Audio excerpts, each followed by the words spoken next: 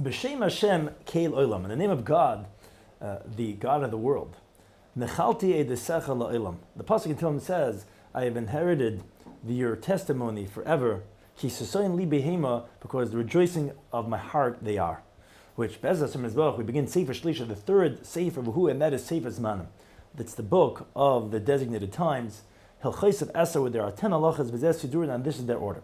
Hilchos Shabbes, the laws of Shabbos, Hilchos Erev, the laws of mixing together different areas to be able to carry, or different types of Erev, of mingling other things. Hilchos Shvis is Asar, the resting of the 10th, meaning referring to Yom Kippurim, the 10th of Tishrei. Hilchos Shvis is Yom Tov, the halachas of resting on Yom Tov, not doing malacha. Hilchos Chametz Matzah, laws of Chametz and Matzah, of Pesach. Hilchos Shefer, Sukkah, Belulav, the laws of Shefer, Sukkah and Lulav in the month of Tishrei. Hilchos Shkalim, the laws of Shkalim, of giving for the Shekalim, for the Karbanas. Hilchos Kiddush HaChodesh, the laws of sanctifying the month. Hilchos Tainus, the laws of the fasting, and Hilchos Megillah Chanukah, the laws of the Megillah, which were the Napar Chanukah, the lighting of menorah, and the halachas of Chanukah.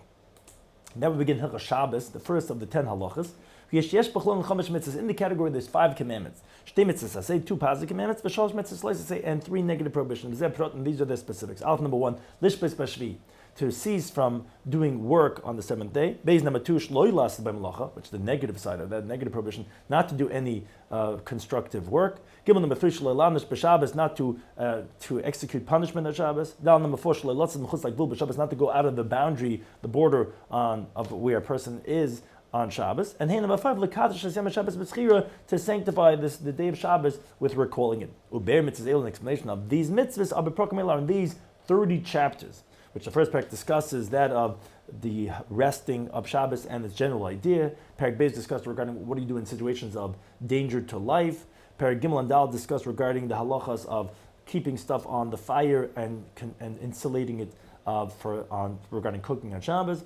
Parak Hey discussed regarding the lighting of the candles. Parak Vav discussed regarding a non-Jew doing the malacha. Parak Zayin to Yud Beis discussed regarding the primary categories, what's called the Ab Malacha and Toldosein and their derivatives. Parak Yud Gimel to Yud Tes discussed regarding the malacha of Eitzah, of carrying and of carrying in Rishus Harabim of 4 Amos.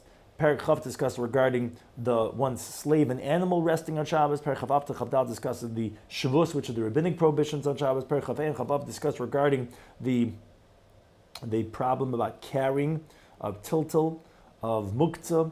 Perek Chav Zayin and Chav Ches discussed regarding the tchum of Shabbos, the boundary of how far a person could go. Perek Chav Tes discussed regarding Kiddush and Havdalah, the beginning of sanctifying and then separating after Shabbos till the next week. And Perek Lamed discussed regarding Kavod Shabbos, the honor of Shabbos, and owning Shabbos in the light of Shabbos. And that we begin Perek Rishon, the first chapter, which is the Shvisa, the resting and its general categories. The Rambam gets a look out regarding the mitzvah of Shavas, of resting. Shvisa b'shvi memalacha, the resting on the 7th day from prohibited activity is mitzvah to say. It's a positive commandment, like says a pasuk in Shmois, ubayim shvi tishbais, on the 7th day, one should rest. And whoever does malacha on Shabbos, bittul mitzvah say, is nullifying this positive commandment. And v'av say also violates negative prohibition, like it says in the pasuk, lo yisasa kamalacha, you should not do all prohibited activity. Now, ma'u chay balasis malacha, what is the liability if someone does malacha? So if it does it willingly, meaning in contrast to being forced, and was done deliberately in contrast to having done by mistake, Chayav Karas is liable for the punishment of Karas, of being cut off his life short. Now, if there's also with witnesses with a warning, in this case he gets stoned to death. If he did it erroneously by mistake, Chayav Karban Chatzas Kavu is liable for the carbon, which is a set Chatzas. In contrast, there are certain Chatois that depend on the person's finances. It's a set Karban Chatzas. Halacha Beis. Kamakam Shem beHilchos Shabbos, wherever it says in halachas of Shabbos, whoever does the thing is chayiv, is liable. Whereas the chayiv karas means he's liable for karas. And that if there's witnesses in the morning, chayiv skila is liable for being stoned to death. If he did it by mistake, chayiv chatas is liable for the karma chatas. Halacha Gimel. Kamakam Shem wherever it says whoever does the thing patri is exempt. And it's a patim in akaris umenaskilo and a carbon means going to exempt from these things, from karas, from being stoned to death, and from a carbon. But it would still be prohibited. You're exempt, but still prohibited to do this thing on Shabbos. The Isurim and Divrei Seifim, and its prohibition is from rabbinic law. And to distance one from doing the prohibited activity, whoever does it deliberately, we give him the lashes of rebellion, which is when you violate rabbinic law. So to wherever it says, you don't do this and this, or it's prohibited to do such and such on Shabbos, Whoever does that deliberately, Makan Oisay Makas Mardas to give him rabbinic lashes. Halacha Dal. Where it says it's permitted to do such and such, so it's permitted initially. Where it says you're not liable for anything, you're exempt from everything. We don't give any lashes at all, although it does sound like that there is an element of prohibition over there. Halacha continues regarding the category what's known as davar she'ein miskaven, something that's unintended. So Shabbos, regarding things that are permitted to be done on Shabbos. Now, when you're doing it, but it might cause a prohibited activity to be done, but maybe it's not going to happen. So, if you're not intending for that prohibited activity, that's permitted. So, a person could drag a bed or kisei or a chair or a bench, but some things on the ground, on the earthen ground, b'Shabbos and Shabbos, because it's not inevitable. And you're not, as long as you don't intend, lachber, to dig charetz b'karka, a ditch in the ground, b'shas kedei dasan, when you're dragging it. If it does create a ditch in the ground, which would be a malacha of chedesh, in the chedesh b'karka, you don't have to be concerned with that. That was not your intention. And so if someone's walking on grass on Shabbos, as long as he's not intending to uproot it, which would be tailish, it's okay, because it's not inevitable. Even if it gets pulled out, in the chedesh does not have to be concerned. So to if a person could wash his hands with the dust from the fruits or some types of things, as long as he's not intending to pull out his hair, even if it ends up pulling out his hair, in the chedesh, you don't have to be concerned. So to a very narrow opening. You're allowed to walk through it on Shabbos, even though some pebbles might come off, because it's not inevitable and it's not what you're intending. So to anything that you're not intending, like for example this, it is a mutter, it's going to be permitted. However, continues with one step further, what's called psik reishe, or where it's literally cutting off the head, what's called inevitable. But if let's say you're doing something which is in itself permitted, but it's going to cause, because of it, a malacha. It's for sure going to happen because of that action. Even though you're not intending for that, you're going to be liable. You do it because it's well known. It's inevitable. It's not possible that the malacha is not going to be done. How so? If someone needs the head of a bird, because his kid needs something to play with, he cuts off the head on Shabbos. Even though the end of his purpose was not to kill the bird itself, that's not really what he wanted, he's going to be liable. Because it's well known, you can't cut off the head of an animal and then it's going to be survived. Obviously it's going to cause death because of that. Anything similar like that, what's called psik reishe, cutting off the head of the bird. I'm not intending to kill, but you know that's inevitable, that's going to be included, even though it's not miskaven, that would be prohibited on Shabbos. Halacha Zayin regarding another category, what's called malacha she'ein tzricha legufa, that you're doing malacha, but you don't need it for the purposefulness of the malacha. So kol oisem malacha b'Shabbos, whoever does a prohibited action on Shabbos, though it doesn't need the actual purpose of the malacha, is still going to be liable. If someone's extinguishing a lamp, because he needs the oil, or because he needs the wick, they shouldn't get ruined, or shouldn't get burnt, or it doesn't want the earthenware of the lamp to burst.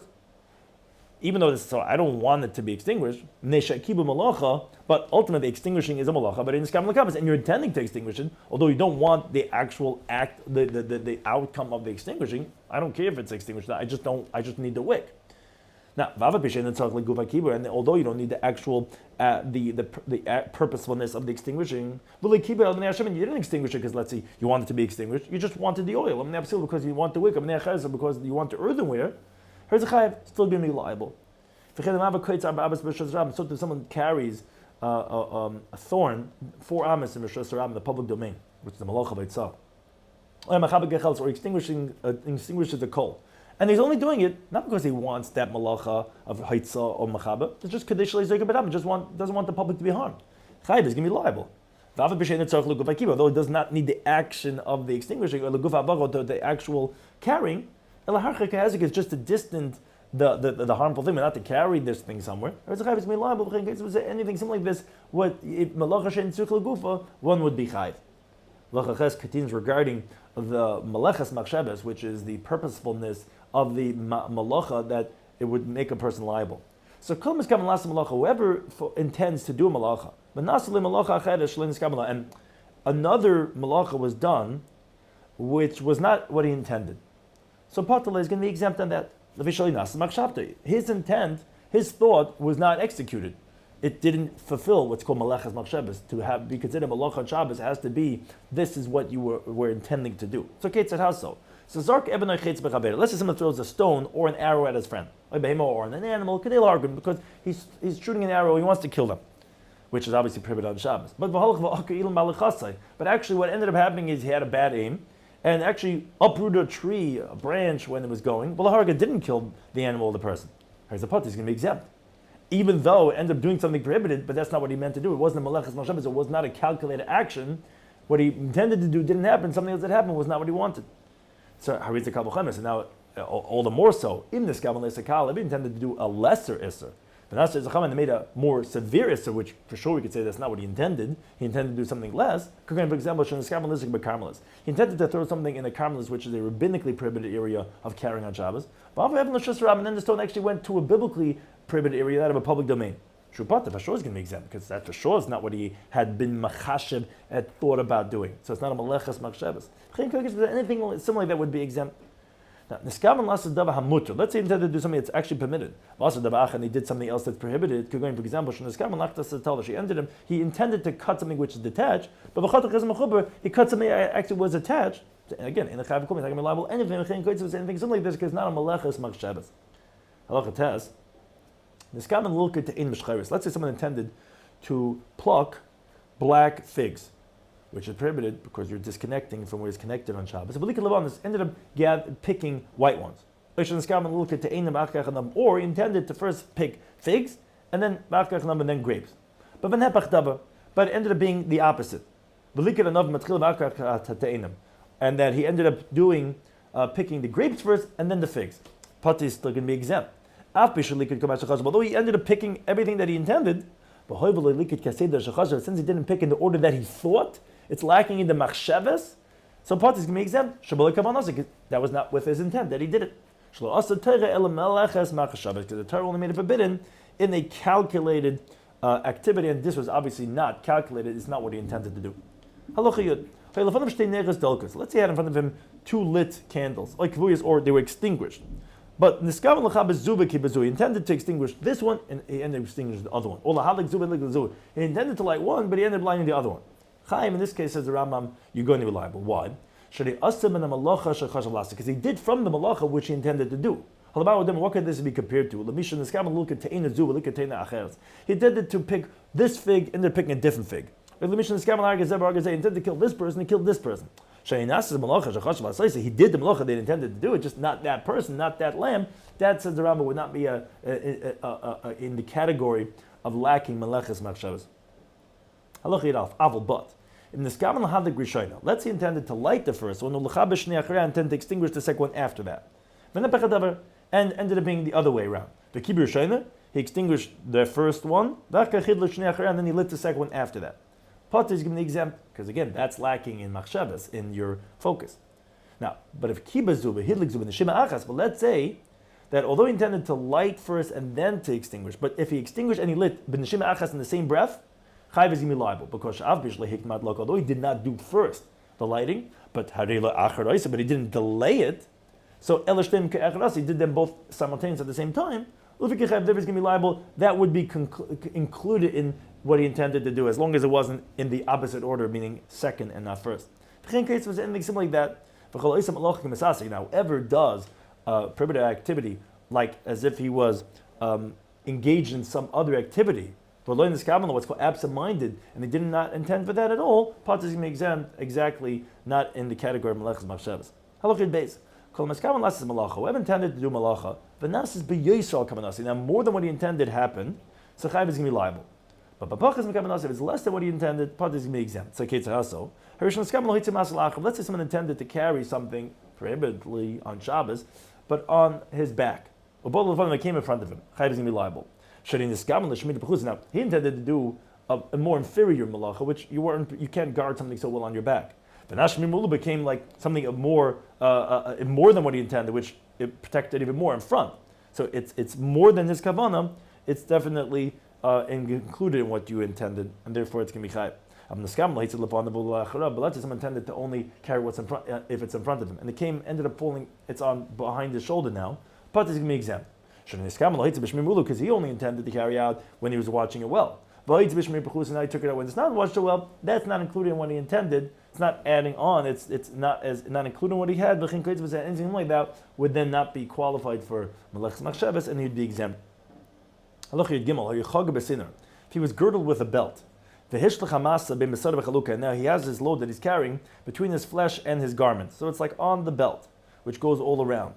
Now, whether this load, which it's normal to carry on in this way, whether it came lefanim in front of him, or whether it ended up being behind him, he's going to be liable either way, because it's normal for the belt to have it go all around on his belt, and he knew in the beginning that it could turn around, and therefore that was included in his original thought, and thus it would be qualified for the violation of melechas machshavas. Halachi dal continues regarding the measurement of the malacha that would make a person liable. So, whoever intended to do a prohibited malacha on Shabbos, and he started and he did the minimum measurement, which the Rambam is going to discuss in Perek Ches and onwards, the shiurim for the prohibited malachas. So, you can be liable. Now, this that we say has to be what you intended. It doesn't mean you have to finish everything that you intended to do. As long as you did the minimum, would be liable. So, someone intended to write a letter or a document on Shabbos. So we don't say, he's not going to be liable to this person until he finishes what he desired. That he writes the whole document, the whole letter. No. The moment he writes 2 letters, which is the minimum measurement of ksiva, he's going to be liable. Someone intended to weave a whole garment prohibitedly on Shabbos. The moment he weaves 2 threads, he's going to be liable. Although he intended to finish the whole garment, as long as he did the minimum measurement intended, Chayiv is going to be liable. Again, anything like some of this would be included. Any malacha, the individual could do it by himself. But 2 people did it together in a partnership. So, whether it's each one did only part of it themselves, for example, the malacha of haitzah is when you do a kira, lifting up, and hanacha in putting it down in another domain. So let's say this person picked it up, the object from this domain, but and the second person, he did the second half, the second leg of the malacha, putting down in the other domain. Or whether they both together did it as one, the whole thing from the beginning to the end. For example, they both held onto the quill together and they wrote together. Or they both held on to a loaf of bread and they both together carried it from one domain to another domain. Then they can be exempt. It's when you're only violated by yourself. Now, but let's say neither one of them could have done it on their own until they have a partner with them. For example, a heavy beam. 2 of them are holding onto the beam, but they carry it to the public domain. Since neither one of them have the power to do it on their own, but also they did it in a partnership, from the beginning to the end, they're both going to be liable. It's going to be one measurement for both of them for the measurement of liability. Now, let's say one of them was very strong. One of them had the ability to carry out the beam on his own. The second guy couldn't carry it on his own. And now both of them together go ahead and carry it out. So the first guy that was able to do it on his own, is going to be liable because we consider like he did it on his own. Because the second one is only Messiah, who was only helping. He couldn't do it on his own, so he must be the helper. Messiah, now the helper is not liable for anything because he didn't do anything, so he'll be exempt. But the guy who could will be liable. If there's anything similar to this, we'll have the same halacha. Halacha Zayin continues regarding what's called in halacha mekalklin, the destructive act. So kol mekalklin p'turin, all destructive acts are exempt because the lamatas malachas, the 30 non-prohibited activities, are constructive acts. So whatever is destructive is exempt. If someone injures his friend or an animal in a destructive way, or someone tears garments or burns them, or he breaks vessels in a destructive way, it is a pot is going to be exempt. If he digs a pit, he only needs the earth, so it's not considered constructive in the fact that he's creating a pit. Is going to be destructive, a pot is going to be exempt. Which, again, we said whenever you say potter, it doesn't mean it's permitted initially, but one will be exempt.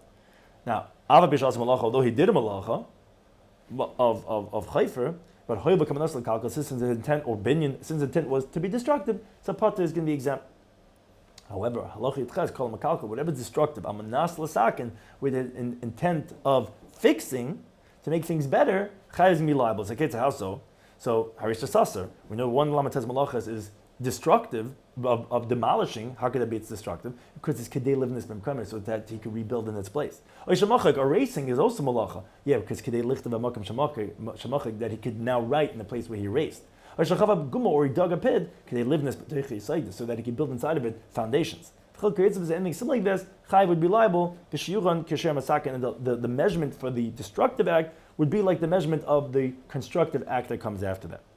Halachic test regarding if part of it was done in error and part of it was done deliberately. So, whoever does a malacha on Shabbos, part of it was done by mistake and part of it was done deliberately. So ben shehizid l'b'seiv shagig, whether initially was deliberate and at the end was an error, or ben sheshagig l'b'seiv hezid, whether he started off in mistake and at the end was deliberate, pata is going to be exempt from a carbon. Until the whole measurement of the malacha was done, from the beginning to the end, bezadin, with deliberateness, and then cars. Only then will it be liable for cars. Now, and then if there's witnesses and warning, it's going to be liable for skila. Or that'll do in the measurement of the malacha, all of it in error from the beginning to the end. And then he'll be liable for a set chatas. But if he does half and half, you're not going to be liable not for the shkaga and not for the mezid.